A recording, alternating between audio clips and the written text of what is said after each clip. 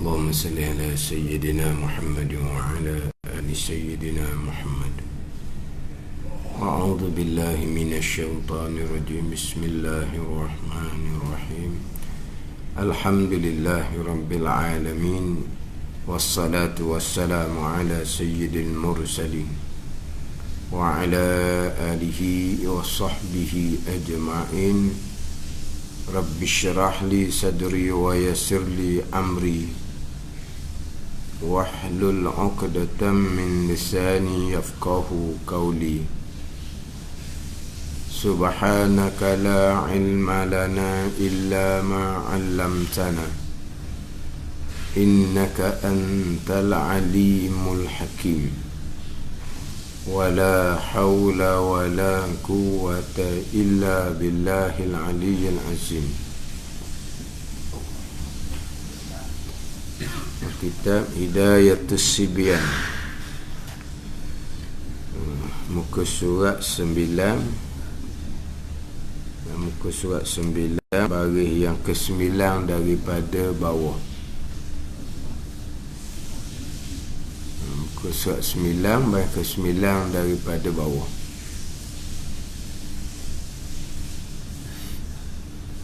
Qala al-muallifu rahimahullahu ta'ala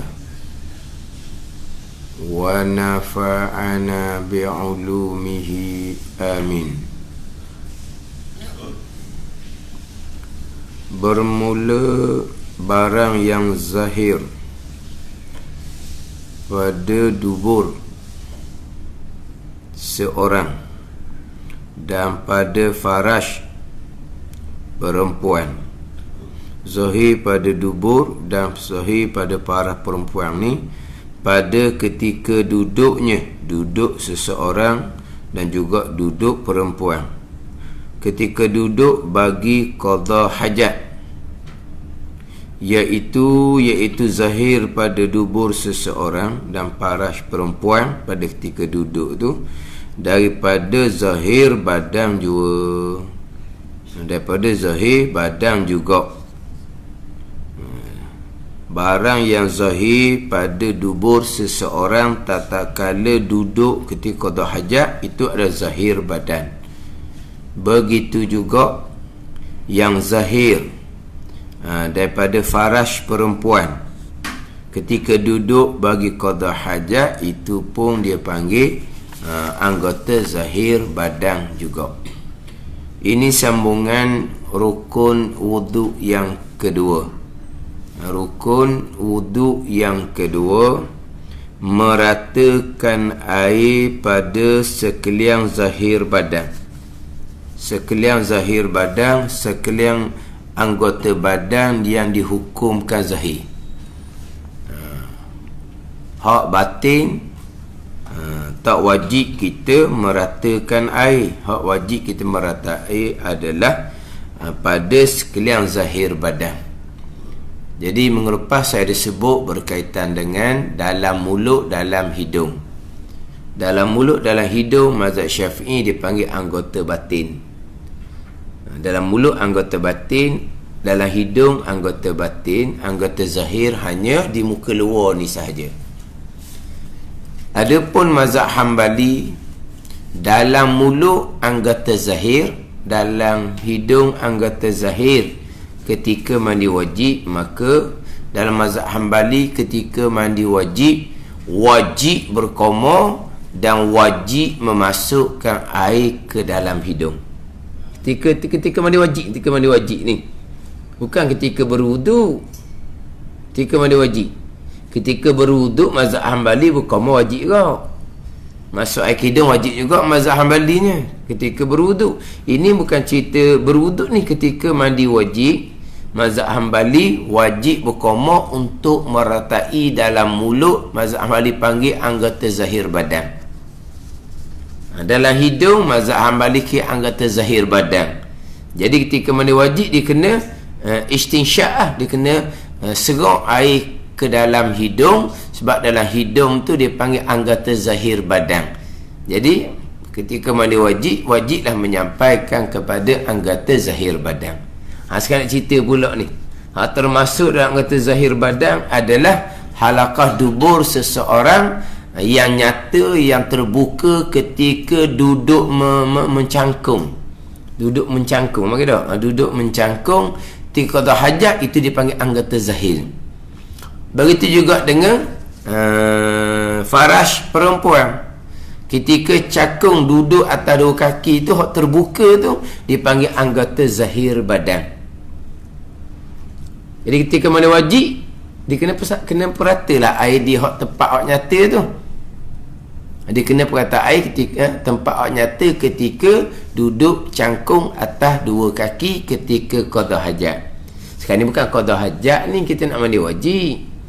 Tapi ketika qada hajat, hak nyata di dubur, di farash perempuan, itu anggota zahir. Makna wajib kena sampaikan kepada tempat yang nyata tadi, yang zahir tadi. Makna kalau nak mandi wajib berdiri tu tak kata air tu, sebab dubur dan farash perempuan ketika berdiri dia akan tutup. Ada mana kena duduk cangkung lah juga ketika mandi wajib, untuk meratakan air pada sekalian badan. Kemudian minggu lepas saya disentuh berkaitan dengan bab lain sikit lah, berkaitan dengan syarat sosmayang, suci badan, pakaian, tempat daripada najis yang tiada dimaafkan.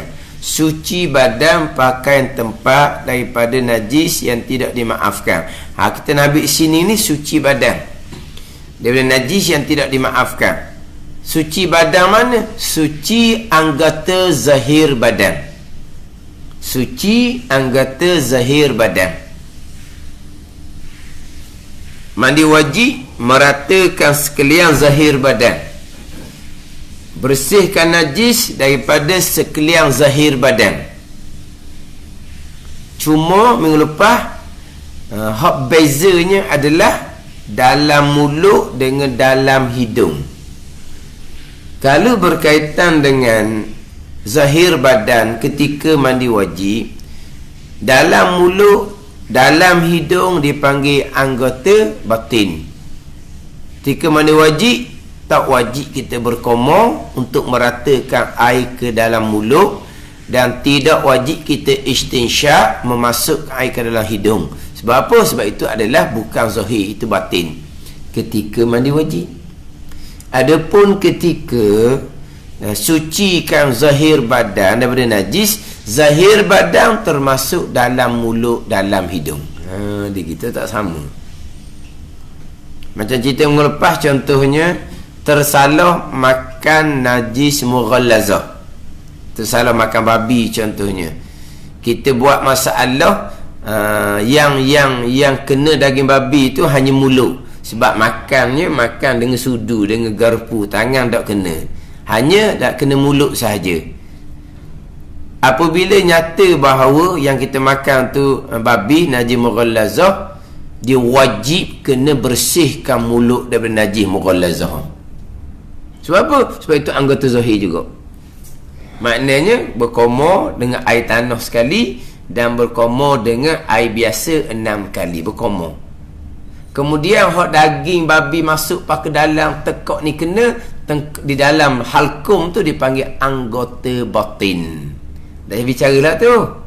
Sebab kalau kira daging babi tu kena belaka dalam ni, dipanggil anggota batin, tidak dibicarakan. Yang mana suci zahir badan sahaja sebagai syarat sah semayang. Jadi dalam ni dia setakat makhraj ha, setakat tu saja. Hak dalam tu dipanggil anggota batin, tak dibicarakan. Tetapi dalam mulut anggota zahir. Ketika mandi wajib, dalam mulut anggota batin, bukan anggota zahir. Beza situ. Mana ni? Tapi kita ketika mandi wajib, sunat kita berkomor. Sunat kita memasukkan air ke dalam hidung. Sebab mazhab Hambali kata wajib. Kita raih pandangan dia, kita kena perhati air juga dalam mulut dengan berkomor, dan kena memasukkan air ke dalam hidung. Tapi mazhab Syafi'i kita, dalam hidung, dalam mulut, dalam hidung, ketika mandi wajib tidak termasuk dalam anggota zahir. dalam mulut, dalam hidung, pada pembicaraan suci anggota zahir badan daripada najis, dalam mulut dipanggil anggota zahir, bukan panggil anggota batin. Maknanya kalau kita tidak sucikan mulut kita daripada najis mughallazah tadi, kita semayang tidak sah lah, sebab kita semayang berserta dengan najis pada anggota zahir badan, iaitu dalam mulut, pada pembicaraan berkaitan dengan najis. Hak ni pada pembicaraan meratakan air pada sekian zahir badan, dalam mulut, dalam hidung, tidak termasuk anggota zahir badan. Kemudian termasuk anggota zahir badan adalah dubur seseorang dan juga faraj perempuan, yang mana nyata zahir pada ketika duduk mencangkung bagi qada hajat, itu pun dia panggil anggota zahir badan. Jadi anggota zahir badan, hak dubur dan faraj perempuan ni, yang zahir ketika duduk atas dua kaki untuk qada hajat, apabila berdiri tempat tu tertutup. Jadi macam mana kalau mandi wajib kita tak duduk, tak kata air pada anggota zahir badan, mana kena duduk, mana duduk nyata tempat tu, kita pun perhatikan air nyata di dubur dan nyata di faraj perempuan, kita perhatikan air. Sebab apa? Sebab itu adalah anggota zahir badan. Ini cerita bab mandi wajib. Begitu juga cerita bab menyucikan najis, sama je hukum. Di situ anggota zahir badan. Ketika istinja, wajib kena bersihkan di tempat yang zahir ketika kita mencangkung atas dua kaki. Tapi kita kata bila kita qada hajat, tempat tu zahir, masa kita istinja, maka okeylah sebab kita duduk atas dua kaki. Sekarang ni kalau istinja duduk atas dua kaki, okeylah. Sekarang ni orang istinja duduk atas tandas hak tinggi tu. Duduk atas tandas hak tinggi tu, dia tidak terbuka. Kadang-kadang nak qada hajat pun tak selesa sebab macam-macam tersekat. Kalau mencangkung atas dua kaki, kita qada hajat jadi selesa. Apa-apa lawah-lawah, dia keluar pun mana lawah. Tetapi kalau orang hok tak pun sihat, orang tua-tua, dia tak boleh nak mencangkung atas dua kaki, itu sakit. Sakit lutut lah, macam-macam, sakit pinggang lah. Akhirnya dia pun duduk atas tandas hak tinggi tu. Masa kita qada hajat pun tak selesa. Sebab apa? Sebab dia rapak situ. Jadi macam mana pada masa kita nak istinja? Ni cerita hak mandi wajib. Itu cerita hak istinja. Macam mana nak istinja? Ni payah. Yang mana memang qada hajah disunatkan kita berdiri atas dua kaki, mencangkuk atas dua kaki, sunat seumpama tu. Kemudian kita disunatkan segera, jangan duduk lama dalam tandas tu. Tapi kalau kita duduk atas tandas sok tinggi tu, kadang-kadang selesa, kadang-kadang okey dah pun biar dulu sebab tak rasa apa. Jumpa kalau berasa lutut lengah sikit ni, dia tak ada nak apa ni, selesai dah pun nak tunggu lagi. Bila duduk tempat selesa tu, bersandar pula, main pula telefon, dah sedar kering tempat keluar. Dah ada main telefon pula, ada main telefon. Nak kata orang ni, dia dalam kitab kita qada hajah, kita duduk qada hajat tanah lah, atas tanah. Kita duduk goreh jari dengan tanah tu makruh. Sekarang ni orang duduk goreh jari di tanah tu, goreh jari di telefon, goreh apa dia tu. Duduk main tu. Qada hajat dulu atas tanah. Lama ni dia pun main duduk goreh atas tanah tu. Makruh tu. Sebab apa? Dia jadi macam ralik tu, jadi lama. Kita tak mau lama, nak cepat. Tapi bukan cepat sampai ke dak selesai, bukan ni. Dia kena selesai, kena istibrak, molek, pastikan keluar semua dulu. Bukan kata buat gaduh-gaduh nanti kan air kencing keluar lagi kan. Bukan gitu. Dia kena pastikan selesai, tapi tak mau lebih. Kamu duduk main tu kali duduk nulis atas tanah. Hak kita kata goreng atas tanah. Kena masa kita ni jadi sungguh jadi dulu kalau ikut cerita-cerita orang ngarut tu lah, baca surat khabar, lama duduk dalam tu dah selesa. Cuma tadilah dia orang-orang tak bersihat ni, dia tak boleh nak qada hajat atas tandah. Orang kata betul tandah. Hak mana cakung, hak mana duduk atas. Tapi ada orang faham cakung tu ni. Dia bukan orang, barang tu, tandah. Mana cakung? Hak ni cakung dia kata. Sekarang cakung ni tandah tu ke orang? Kita cerita orang. Cakung orang duduk cakung. Hak duduk kira orang. Jadi faham kok lain. Dok, cakung hak ning dia tok tinggi. Hak tu duduk bukan cakung. Dia cakung barang. Kita duduk ke cakung ke orang. Kalau tandah bawah tu kita panggil, tapi kita panggil tandah pun kita panggil orang.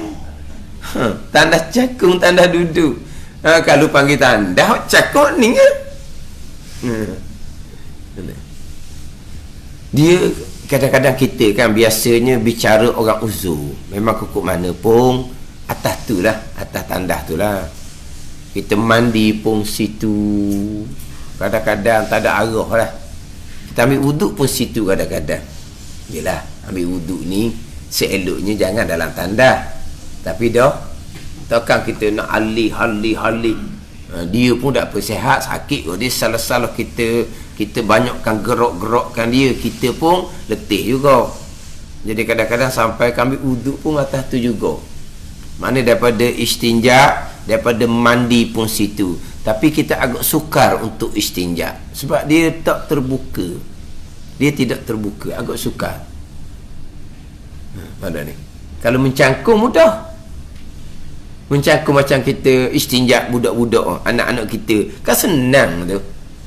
Sebab dia mencangkung, terbuka molek. Hak duduk ni hak berkaitan dengan istinja, nak sucikan daripada anggota zahir badan. Sini cerita bab mandi wajib. Hak nyata dia di halaqah dubur dipanggil masrubah tu, dengan faras perempuan ketika mencangkung untuk anggota zahir, mandi wajib kena perhatikan air di situ. Sebab kadang-kadang orang kita bab mandi wajib ni dia macam dia tak sedar. Dia sebelum mandi wajib dia qada hajat. Dia mencangkung atas dua kaki. Dia pun bersih molek dah lah masa dia qada hajat tu. Kemudian masa dia mandi wajib dia tak teringat dah tempat tu. Tempat tu bersih molek. Padahal bersih molek tu istinja. Ada ni. Ketika mandi wajib dia tak duli dah tempat tu. Dia tak duli dah. Lepas tu dalam salah kitab, dia kadang-kadang masa kita qada hajat istinja apa semua tu, dia suruh kita niat lalu dah. Saja aku mengangkat adas daripada dua tempat ini, ke belakang hadapan, ke belakang. Dia niat gitu. Maknanya dia istinja beres dah. Tapi kalau pandangan Imam Nawawi, ketika istinja tu juga dia niat mandi wajib, di hari yang keberapa tak kira lah, hari yang kedua, ketiga ke, yang betul-betul menyucikan najis, air itu jugalah yang mengangkatkan hadas besar. Itu pandangan Imam Nawawi. Ada ni. Sekarang dia istinja, tiba-tiba masa istinja dia niat sekali dengan saja aku mengangkat hadas besar daripada dua tempat ni, dua kemaluan ni. Dia mengangkat hadas besar ni boleh niat separuh-separuh. Dia boleh niat separuh-separuh. Tapi kalau niat sekalian pun tak apa, terangkat dah hadas besar di situ. Cuma pada masa kita sedang istinja, mula-mula tu tak bersih lagi sebab masih lagi ada najis. Di saat air yang menyucikan najis tu, air yang keberapa, mungkinlah tak kira berapa pun, air yang menyucikan najis mulanya hilang dia punya zat najis, sifat ada lagi.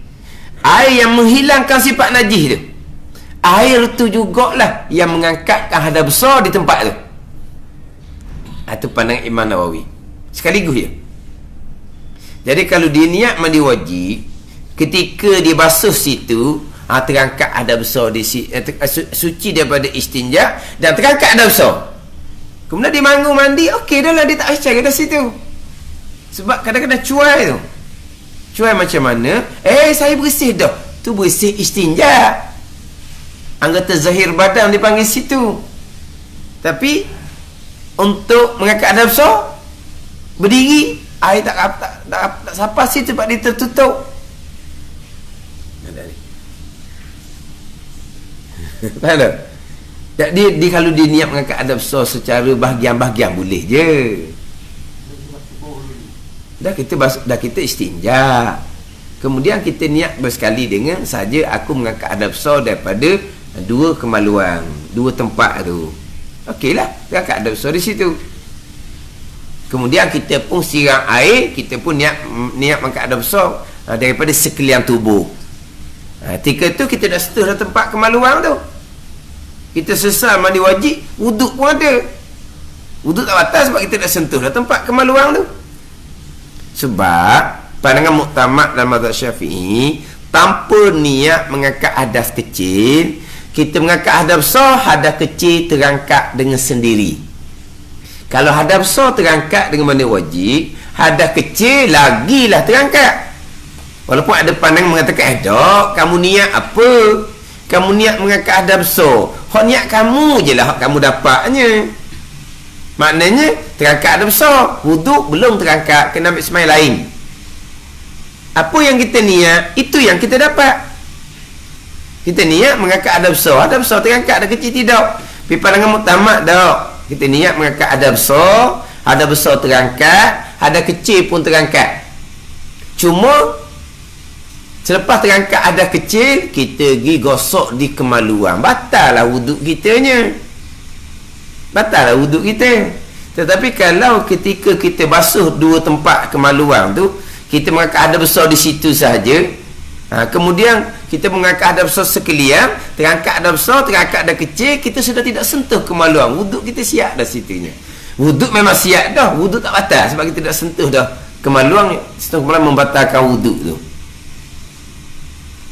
Tapi ada saya pernah dengar orang mengajar, dia kata betul lah, kita mandi wajib, kita sentuh kemaluan, kemudian kita mandi wajib tak siap lagi. Dia kata kita masih lagi siram air di sekalian tubuh kita, muka, tangan, kepala, kaki, anggota wuduk tu terkena pula air ketika kita masih lagi siram tubuh kita dengan air mandi wajib. Dia kata kita siram air mandi wajib, terangkat hadas besar, terangkat hadas kecil, kita pun sentuh kemaluan, batal wuduk kita. Hadas besar tak batal, wuduk kita batal. Kemudian kita masih lagi siram air, muka, tangan, kepala, kaki masih lagi kena air ketika kita siram mandi wajib. Dia kata terangkat balik wuduk semula. Dia kata tu salah faham sangat tu. Sebab kita terangkat hadas besar hanya rata kali yang pertama. Ni kita siram air, rata kali pertama tubuh kita ni terangkat hadas besar. Bukan gitu. Berapa kali benar? Kali pertama je terangkat hadas besar. Kali kedua sunat, kali ketiga sunat. Kali pertama ni kita siram air kali pertama, niat mandi wajib. Kali pertama tu terangkat dengan hadas besar. Terangkat dah lah. Ketika terangkat hadas besar itulah terangkat hadas kecil. Kemudian kita pun sentuh kemaluan. Hadas kecil kita sudah terangkat, kembali berhadas kecil sebab kita sentuh kemaluan. Kemudian lepas tu kita masih lagi siram air. Itu bukan mengangkat hadas besar dah, tu beres dah tadi, mula-mula tadi.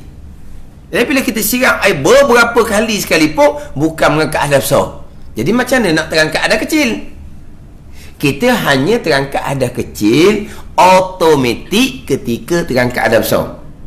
Bila mandi wajib tu mengangkat hadas besar? Ketika hak rata kali pertama je. Kita meratakan tubuh kita 10 kali, 20 kali pun, kali pertama tu mengangkat hadas besarnya beres dah. Hak kita merata tu nak menghilangkan daki dah pulaknya. Bukan nak mengangkat hadas besar lagi. Nak menghilangkan daki situnya. Makna terangkat hadas besar adalah rata kali pertama. Di ketika itulah terangkat hadas kecil. Beres terangkat hadas kecil, sudah kena air mandi wajib kepada 4 anggota wuduk, muka, tangan, kepala, kaki, kita pun sentuh kemaluan. Kembali balik kita berhadas kecil. Lepas tu nanti kita siram air lagi. Itu siram air bukan mengangkat hadas besar dah. Tadilah itu siram air hanya nak menghilangkan daki-daki. Nanti kita nak pakai sabung apa semua. Tapi nak ceritanya, terangkat hadas besar adalah ketika air rata kali pertama. Di saat itulah terangkat hadas kecil. Walaupun lepas daripada tu kita masih lagi siram tubuh kita, tapi bukan lagi mengangkat hadas besar. Sebab hadas besar sudah selesai terangkat dengan rata kali yang pertama. Gitu je. Dia kita terangkat hadas kecil ni ketika muka, tangan, kepala kita, muka, tangan, kepala, kaki kena air. Kita mandi wajib sekalian ni. Ketika kena muka, terangkat hadas kecil. Kena kepala, terangkat hadas kecil. Tetapi terangkat hadas kecil ketika kita mandi wajib, dia tidak bergantung pada tertib. Kita kan mengangkat hadas kecil, berwuduk, rukunnya tertib. Tetapi terangkat hadas kecil ketika mandi wajib, dia tidak ada rukun tertib. Kalau kita siram kepala, kepala terangkat hadas kecil dulu. Bila bawa terangkat hadas kecil di muka. Okey, patut muka dulu kan. Tangan patut kepala. Dan kita siram kepala dulu kan. Maka terangkat hadas besar di kepala, terangkat hadas kecil di kepala. Padahal kepala tu anggota yang ketiga tu. Muka, tangan, kepala, kaki. Kepala dulu boleh ke? Mana tertib? Terangkat hadas kecil automatik kalau kita kata menumpang lah. Ketika terangkat hadas besar, dia tidak ada rukun tertib. Hak mana kena air dulu, kepala dulu. Terangkat hadas kecil di kepala. Nampak tak? Kena muka, terangkat hadas kecil di muka. Kena kaki dulu, tangan tak kena lagi. Terangkat hadas kecil di kaki. Baru kena tangan, terangkat hadas kecil di tangan. Gitu je. Jadi hak terangkat hadas kecil automatik ketika terangkat hadas besar, dia tidak ada tertib. Jadi apabila kita melakukan membatalkan wudu, walaupun kita masih lagi mandi wajib, itu bukan mandi wajib dah. Itu hanya mandi nak menghilangkan daki juga. Jadi kalaulah dia niat secara khusus, aku mengangkat hadas besar daripada 2 tempat ni, kalau hadapan keluar belakang, dia pun istinja, serta beres istinja di tempat yang sama, terangkat hadas besar. Dia pun bangun, dia pun siram hak lain. Situ dah secara dah sebab beres dah. Ada ni. Dah bila dia istinja, di situ sudah bersih. Ketika mandi wajib dikira macam sesat dah. Dah. Hak tadi istinja belum mandi wajib. Kan? Cuma yang kita dah eloknya, hak tak elok kitanya. Jadi kita mandi wajib jadi dalam tandah, hak tu tak elok. Dia kalau dulu-dulu istinjaknya tempat qada hajat tempat lain, istinjak tempat lain. Mana kalau dia niat mandi wajib ketika istinjak, bukan dalam tandah. Kalau dahulu dimakruhkan kita istinjak di tempat qada hajat. Sebab dahulu qada hajat bukan gitu je. Kalau istinjak situ, air najis tu akan kembali ke kita. Adapun sekarang ni comel loteng dah, maka tak makruh dah lah kita istinjak di tempat qada hajat. Ada? Dulu tak wi. Sebab kalau kita qada hajat atas tanah, kalau kita istinjak situ, air yang kita istinjak tu kena tahi, kena air kencing, kena pula kitanya. Hak dulu. Akhirnya dahulu kita qada hajat di lain, istinjak di lain. Maka istinjak kita bukan dalam tandas. Jadi kalau kita istinjak serta niat ada besar di dua kemaluan tu, maknanya kita mandi wajib bukan dalam tandas. Sebab mandi wajib ni ibadah ni, bukan dalam tandas. Tapi sekarang kita sudah jadi dalam tandas. Sebab di situ kita qada hajat, di situ kita istinjak, kita pun nak niat mengangkat hadas besar dalam tandas. Tak apa comel lah. Tak apa comel. Dia biasa berlaku kita ni istinja bukan di tempat qada hajah. Kita istinja hak tanda hak duduk tadi tu. Masa qada hajat atas tanah duduk, istinja turun bawah tempat mandi. Tu baru jadi. Dah nak istinja tempat duduk tu dia dah terbuka kan. Tambah-tambah pula kalau monggeng tu daging banyak. Kalau monggeng tu tinggal tulang tak apa. Kena monggeng. Ya. Kalau monggeng tu daging banyak ditutup. Kalau monggeng tu monggeng tajam hak tulang saja tu, tu daging tak pernah ada. Dia kalau hak daging tak pernah ada, hak monggeng ada tulang saja, dia duduk setengah pandangan, tidur batal wuduk. Sebab daging tak ada. Tulang saja. Jadi tak ada lah daging yang boleh menghalang keluar kentut. Macam orang Afrika tu lah, tak ada makanan tu kan. Dia monggeng dia tak ada daging kan, ada tulang je. Dia pun duduk, dia pun tidur, batal tak wuduk. Khilaf ulama tu. Batal tak batal wuduk sebab apa? Sebab yang menghalang keluar kentut ada daging yang ada di punggung tu. Tapi kalau punggung tak ada daging, punggung tinggal monggeng saja, tak terhalang keluar kentut. Dia khilaf ulama batal tak batal wuduk. Jadi kalau kita istinja di atas tanda duduk, qada hajat atas tanda duduk, istinja kita turun bawah. Kita pun niat sekali dengan saja aku mengangkat dosa. Baru comel sebab bukan dalam tanda. Cuma nak pasti tadi, takut kita apabila istinja baris di dua tempat tu, pada masa mandi wajib kemudian kita tak duduk dah untuk meratakan air di tempat ketika kita istinja tadi. Sebab itu dipanggil anggota zahir. Jadi buat dua sekali. Satunya kita cerita tajuk di sini adalah mengangkat hadap besar mandi wajib, meratakan air pada sekalian zahir badan, termasuk dubur, termasuk faras perempuan yang terbuka, yang nyata ketika duduk atas mencangkuk atas dua kaki. Hak tu pun anggota zahir badan yang wajib juga kita peratakan air ketika mandi wajib. Dan sama juga, itu juga anggota zahir badan ketika kita nak menyucikan dua najis, hak syarat sah sembahyang ketika kita istinja. Sama je. Kemudian kita disunatkan dipanggil istirkha. Istirkha ni mana apa? Teran. T-E-R-A-N. Ada? Apa? Push pun ke? Terang sikit. Bukan terang ni. Kita cakap terang kok. Terang kok sikit. Semelik budak ni. Terang kuat sikit. Kita kata terang. Terang ni lampu. Tak apalah. Mana kita istirkha sikit supaya dia lebih nyata terbuka. Istirkha. Tapi jangan banyak sangat. Tubik gembong tak masuk. Ada tubik gembong buasih tu tak masuk. Sebab apa? Nak biar dia panggil masrubah. Dia halakah dubur tu memang nyata terbuka. Sebab itu anggota zahir. Setakat tu sahaja. Jangan sesekali nak korek dengan jari dalam dubur. Jangan sekali-kali. Ada di terkandung kita mengajar mandi wajib, korek sikit. Istinja, korek sikit. Mandi wajib, korek sikit. Istinja, korek sikit. Sebab apa mandi wajib korek sikit? Biar itu kena padalang sikit. Kenapa istinja kena korek sikit? Kena korek lah sebab dalam tahi ada lagi, dia kata. Ni pun orang mengajar pesen ni. Sebab tukang ngajar tu dia istinja. Istinja dah basuh berok lah, tapi bunyi sopang sikit istinja ni. Basuh berok bunyi kasar sikit. Jadi balik tukang ngajar ni masa dia istinja, dia termasuk jari. Ada lagi baki dalam, dia kata. Ni nak kena ngajar anak murid ni. Dalam tu kena korek sebab nanti kan nak semayang tidak sah.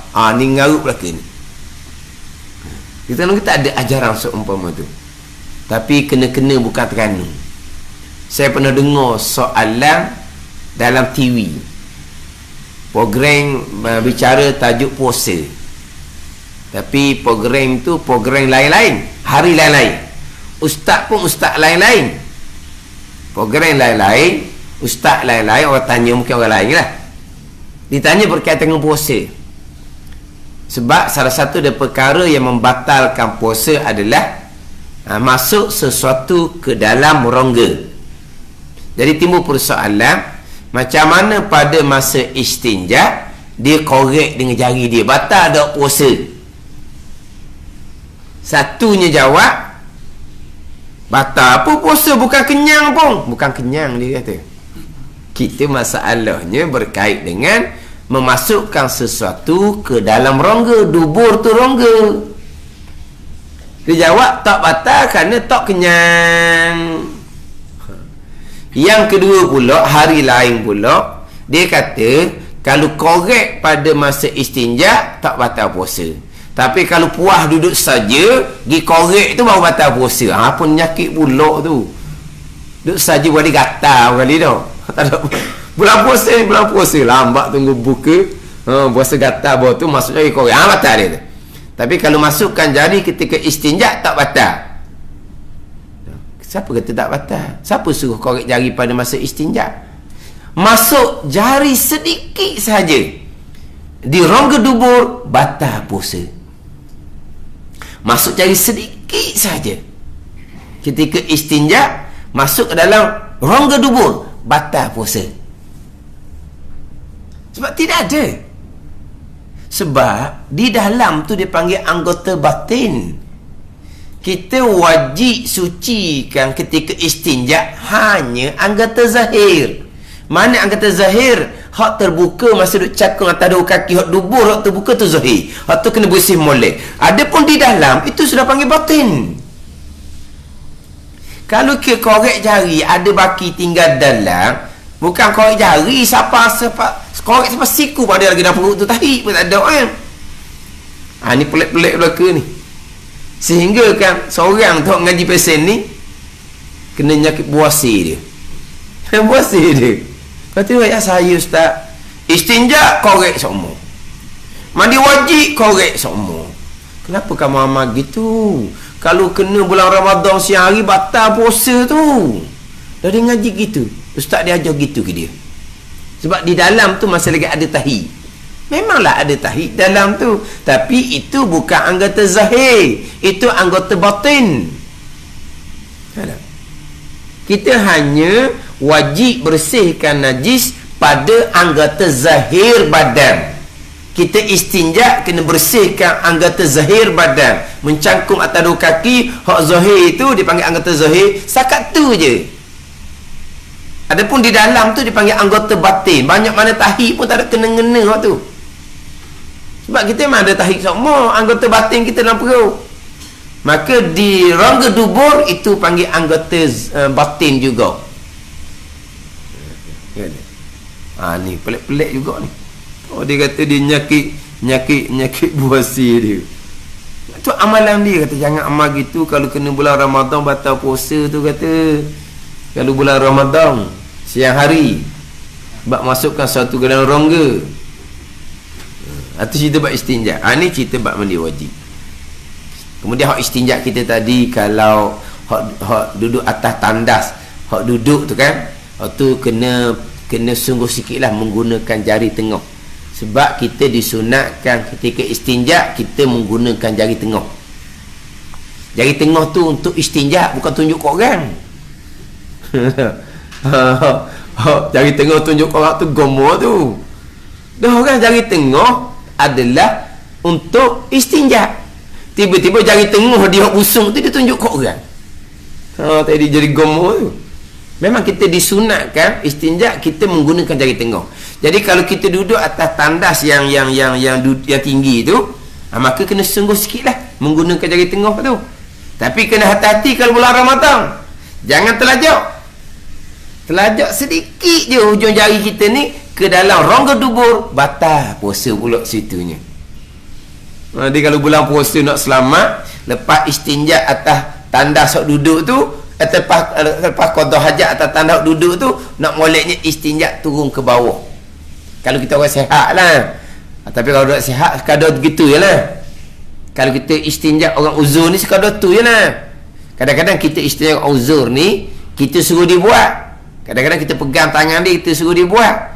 Dia pun tak mampu nak buat juga, sebab dia jadi tutup pada ni. Lepas tu kadang-kadang apabila kita pakai paper apa semua tu, kadang-kadang ada pula tinggal ni dak Yalah. Dan mungkin duduk atas. Jadi tutup. Payah nak buat. Dan nak suruh nak qada hajat cakap memang tak bangun lah kita kata. Tak nak buat sebut-sebut uzur. Tu lain cerita lah tu. Sebab kita pun kadang-kadang tersepit gitu, kita usahakanlah. Istinja orang uzur ni biar bersih molek, tapi memang sukar. Sebab qada hajat atas hak tandas duduk tu memang tempat yang wajib kita istinja, dia tak buka, dia tak terbuka, dia duduk kadang tertutup. Tu waktu bab uzur kita buatlah qada-qada yang kita mampu. Tapi kita orang sihat ni kalau qada hajat atas tu kalau bulan Ramadan takut salah termasuk hujung jari ke dalam halaqah dubur, nak elok kita turun bawah, kita istinja bawah. Barulah sahih. Makna hak zahir kita basuh belaka dan jari kita tidak akan termasuk ke dalam rongga dubur. Itu bab istinja. Ini samalah dengan persoalan kita nak meratakan air pada sekalian anggota zahir badan, termasuk anggota zahir badan adalah barang yang zahir daripada dubur seseorang dan daripada paras perempuan ketika duduk mencangkung atas dua kaki ketika qada hajat. Itu dipanggil anggota zahir badan. Jadi nak mandi wajib, jangan mandi wajib duduk berdiri gitu, dia kena duduk untuk meratakan air di halaqah dubur, di masrubah. Dan juga kalau perempuan, hak tempat yang zahir pada faras perempuan, itu dipanggil anggota zahir badan. Dan demikian lagi, mana daripada anggota zahir badan juga barang yang di bawah kulu, maka wajib menyampaikan air pada sekian tu, bawah kulu. Dia je gitu je. Qaf, kaf, wab, lam, waw, ba. Bukan qaf. Kulu. Kenal kulu? Bukan ada kat nama orang kulu dong. Bukan kulu ni. Kulfah. Dia bahasa Arab kulfah. Kulfatun, kulit orang belum berkhitan. Kulfah. Kita panggil kulu. Ada orang nama pula kulu. Nama seorang je. Nama kulu. Kulu tu kulit tu, hak belum berkhitan. Hak di dalam tu pun dipanggil anggota zahir badan juga. Wallahu a'lam. Bismillahirrahmanirrahim. Alhamdulillahirabbil alamin. Wassalatu wassalamu ala sayyidil mursalin wa ala alihi wa sahbihi ajma'in. Allahumma iftah alaina futuhal arifin. Allahumma allimna ilma akdamin wa fahimna famasabikin warzuqna riqat talibin. Allahumma zidna ilman wa alhiqna bis salihin. Wa sallallahu ala sayyidina Muhammadin wa ala alihi wa sahbihi wa sallam. Walhamdulillahi rabbil alamin.